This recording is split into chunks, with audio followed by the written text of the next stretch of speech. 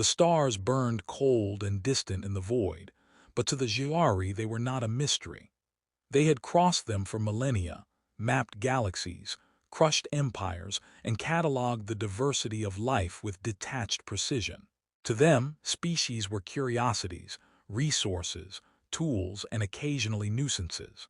When their long-range probes swept across the blue-green planet circling a middle-aged star, they noted the presence of an upright primate calling itself human.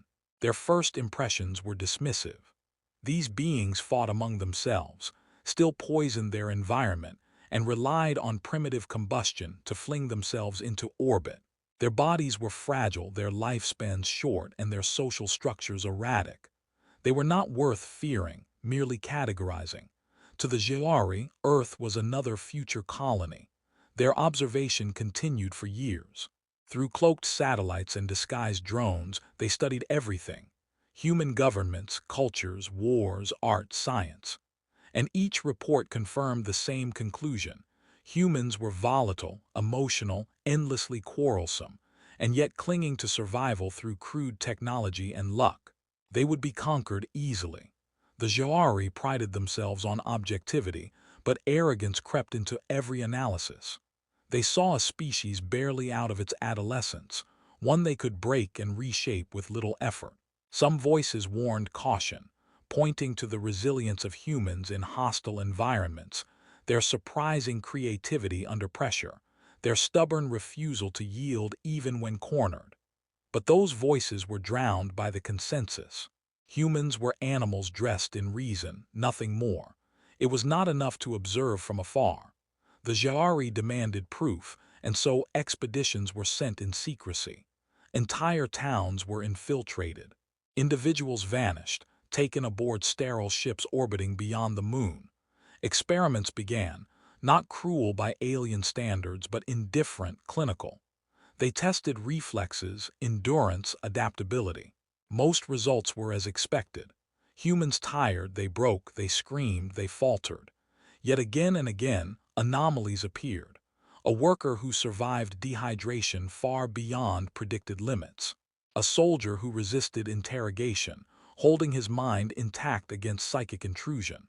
A child who navigated puzzles faster than Zha'ari analysts predicted. Each anomaly was explained away. Statistical noise, nothing more. Until the day came when the demonstration changed everything. A young human man was brought into the testing arena, his wrists bound but his eyes unbowed. Dozens of Zha'ari scientists and military officers filled the observation decks. The purpose was simple: to measure reflexes in real-time stress. The human was released into the circular chamber, disoriented but alert. A mechanism triggered and metallic drones emerged, their appendages tipped with shining blades. One was launched, spinning end over end, meant to startle to record reaction. The expected result was panic, a flinch, perhaps injury. What happened instead silenced the chamber. The human's hand shot up, almost before the blade had fully left the drone. With an instinct born not of calculation, but of countless generations on a world of predators and hazards, he caught the knife in mid-flight. Not merely caught, it was pinched cleanly between his fingers, momentum arrested in an impossible instant. He looked up toward the observation glass, his face unreadable, and then let the knife drop to the floor with a clatter. The Zha'ari collective mind reeled. For a species bred in safety, evolved in control, accustomed to predictability, what they had witnessed was not a trivial feat. It was raw proof of reflexes that defied their simulations, instincts honed under constant threat. They whispered to one another across the neural nets. Probability curves spiked and shattered. Was it chance, an outlier, or was this the surface of something deeper, more dangerous, something they had miscalculated? The council convened that night. Voices argued in tight, resonant tones. Some insisted it was an illusion of skill, a meaningless display. Others, more cautious, recalled the anomalies, the strange endurance, the resilience under pressure.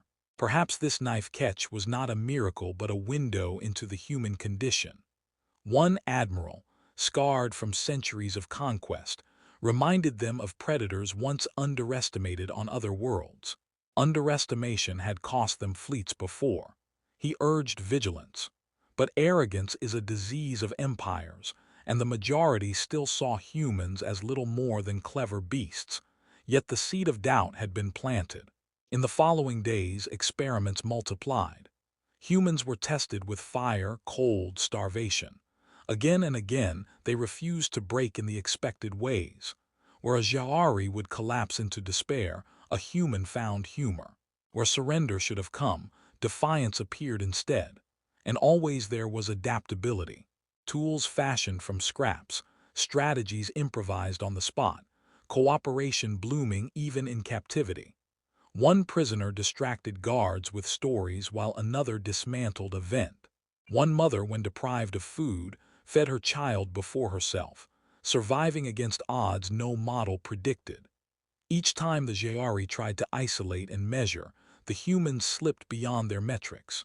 Reports began to circulate among the fleet. Commanders whispered uneasily about the test subjects. Some admitted privately that they felt watched, even studied in return. For the first time in living memory, the conquerors felt unsettled. Still, the official line held firm. These were primitive anomalies to be catalogued, explained, and eventually subdued. But inside the observation chambers, among the ranks of scientists, the moment of the knife hung like a specter. It was replayed endlessly, analyzed frame by frame. No mechanical aid, no trick of gravity, no hidden technology. Just human muscle, tendon, nerve, and instinct working in perfect harmony.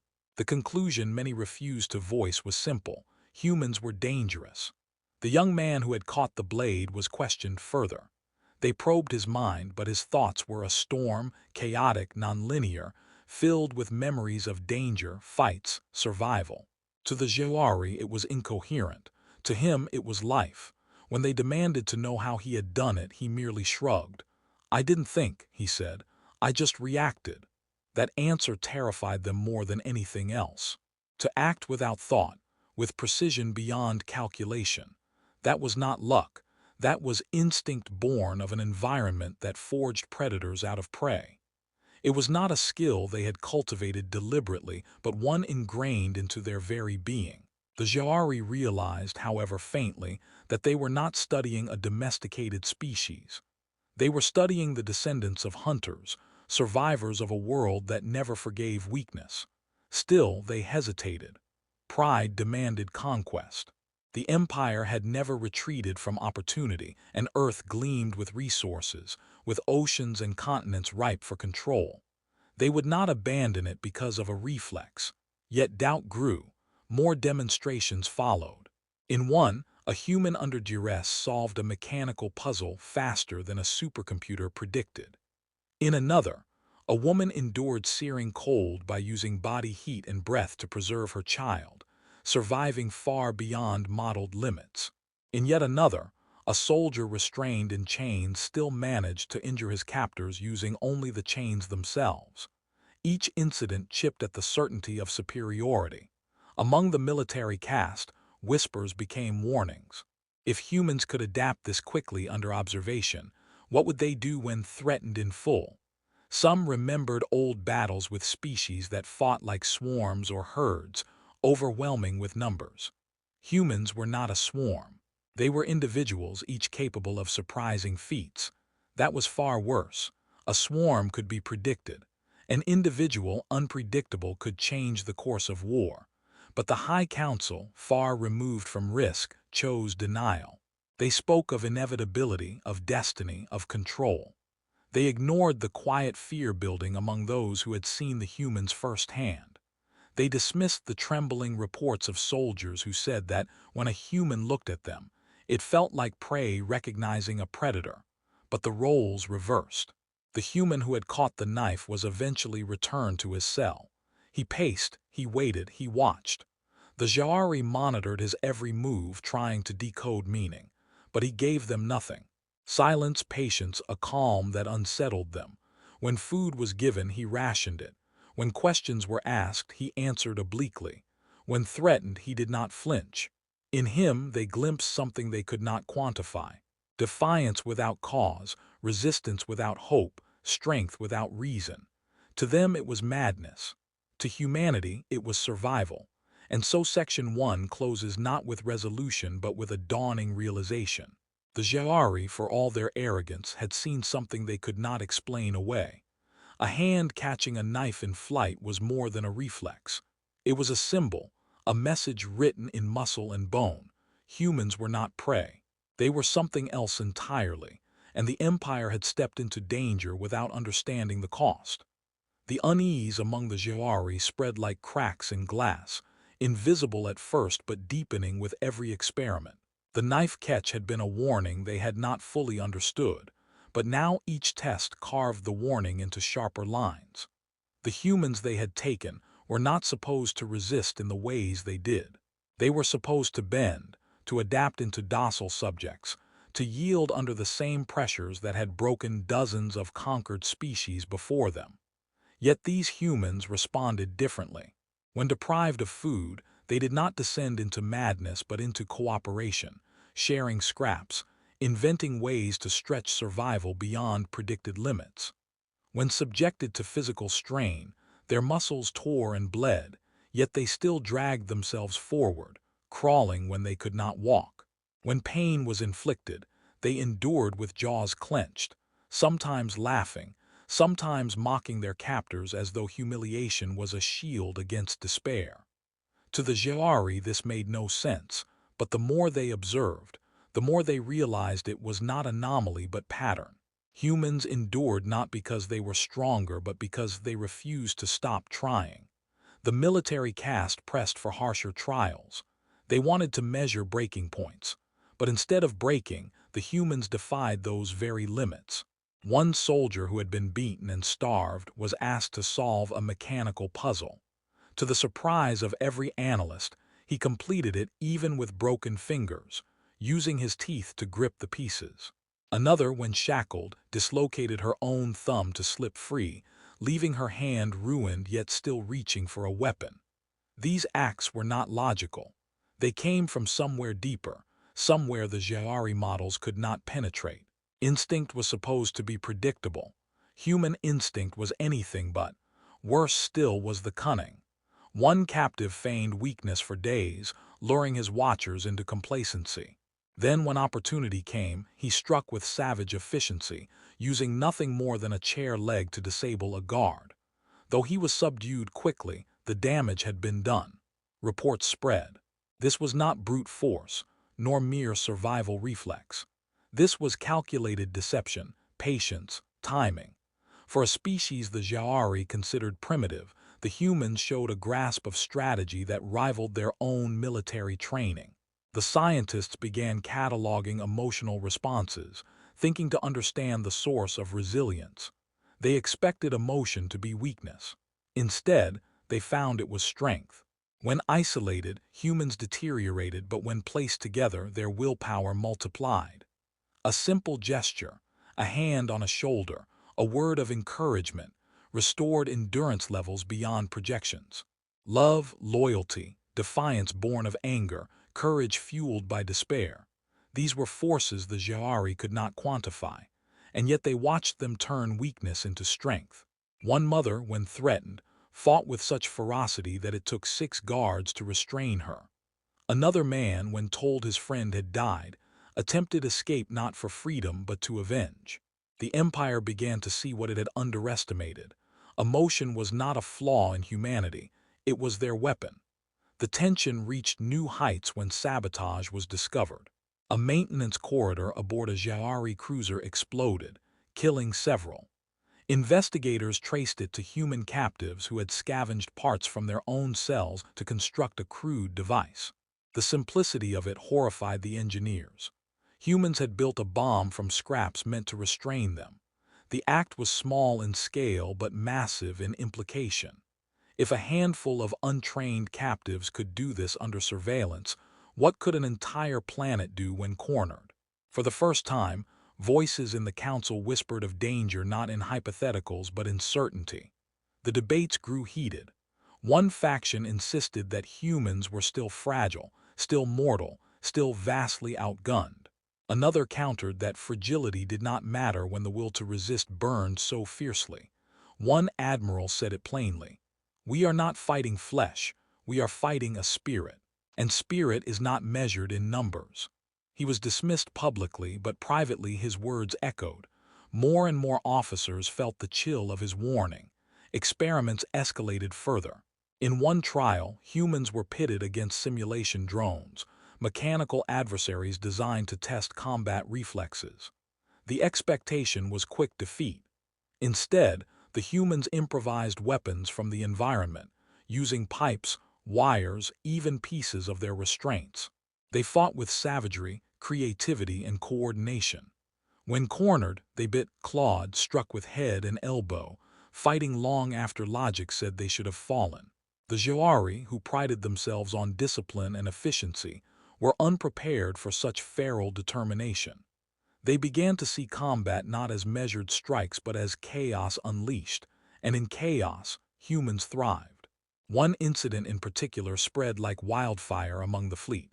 A lone captive, cornered by two drones, tore one's arm free and used it to destroy the other. The image circulated in hushed channels.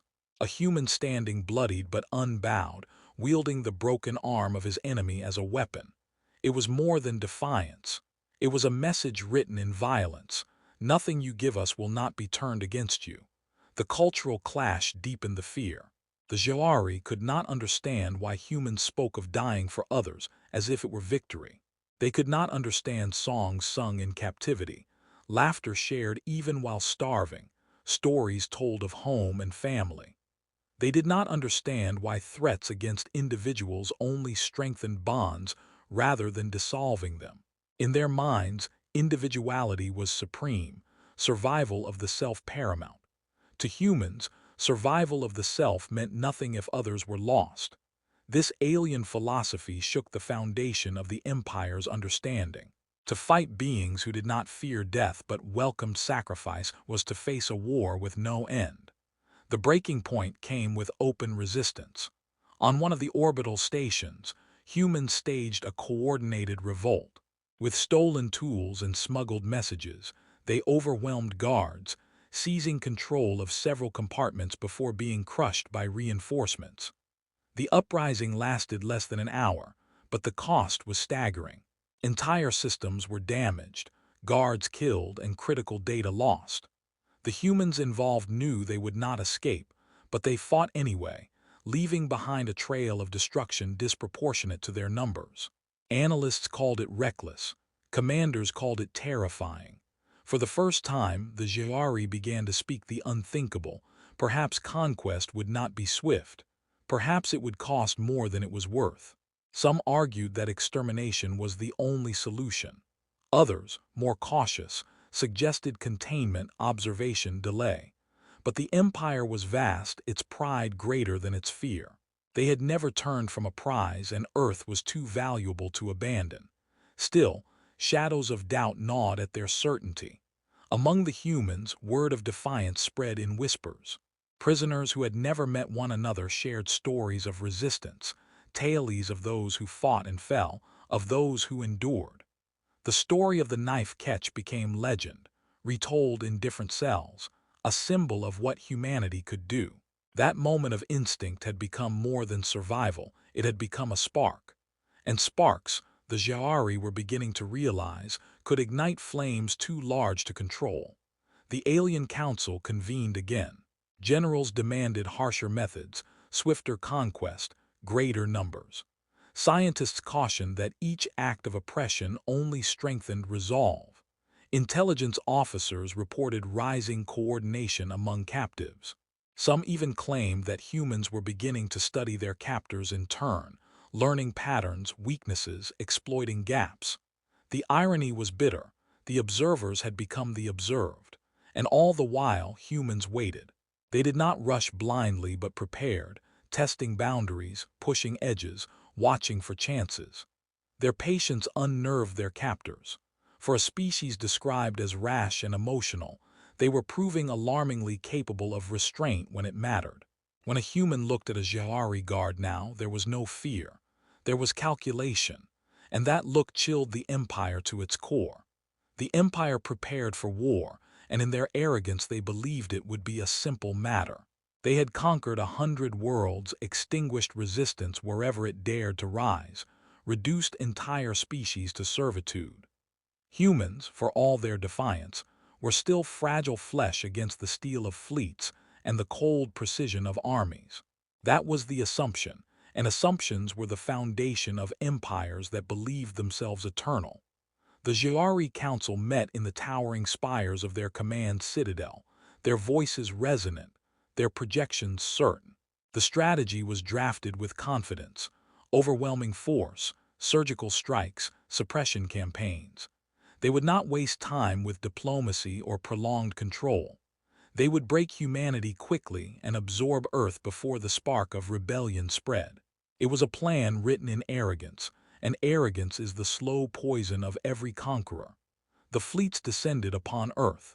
Vast warships blotted out the skies, their shadows stretching across cities. Panic swept through the human population, but it was not the chaos the Zha'ari expected. There was fear, yes, but beneath it lay something else, something more dangerous: unity. The first strikes fell upon infrastructure, communication, energy grids, and yet within hours humans improvised replacements. Radios built from scavenged parts sprang to life, carrying messages across continents. Supplies moved through hidden routes. Families hid strangers as their own, and soldiers emerged not from governments alone but from neighborhoods, from farms, from streets. For every system the Zha'ari destroyed, another rose from the creativity of desperate minds. Guerrilla war began.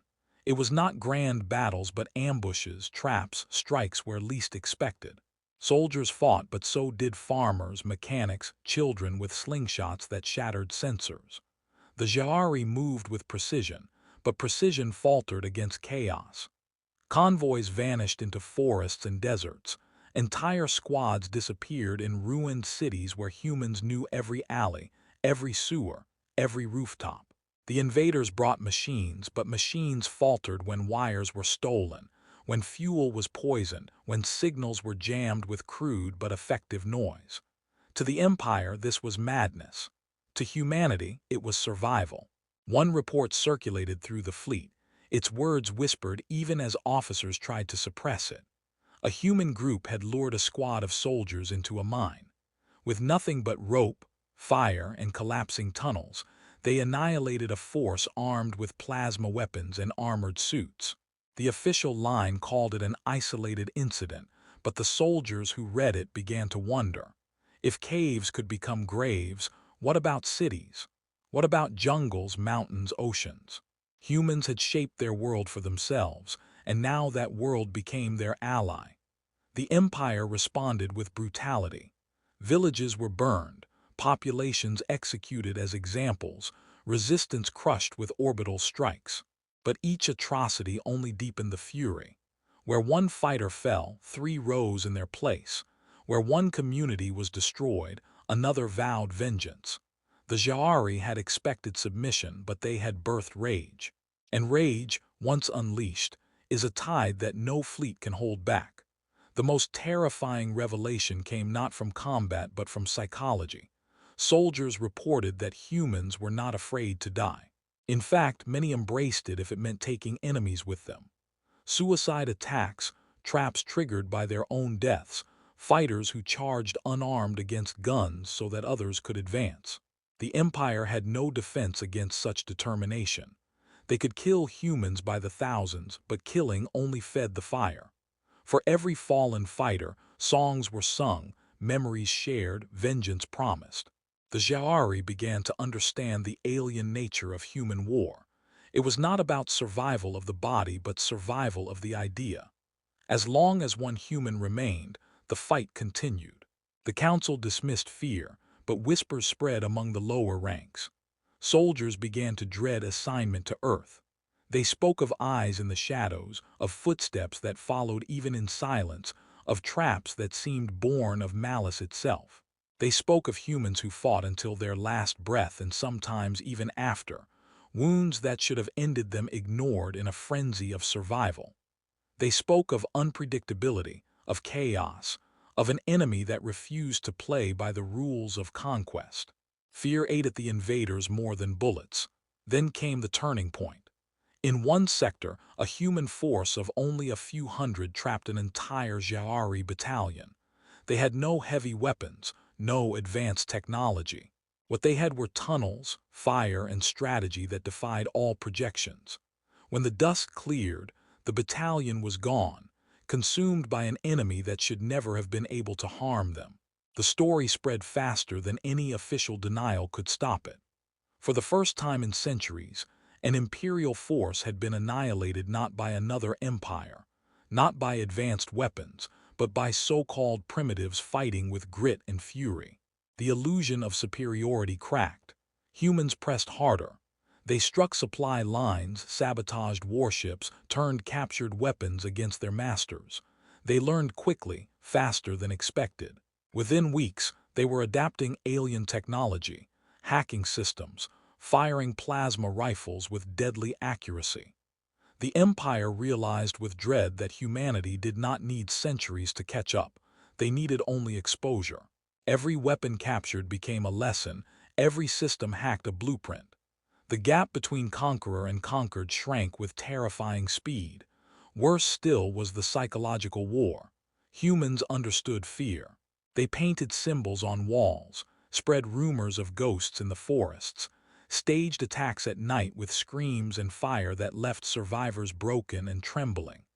The Zha'ari, so used to logical foes, could not withstand the barrage of unpredictability. Their morale cracked, and with it, their discipline. And once discipline broke, even the greatest army became vulnerable. The climax came in a battle meant to crush resistance once and for all. The Empire deployed massive forces, fleets overhead, troops on the ground, machines rumbling across continents. They expected final submission.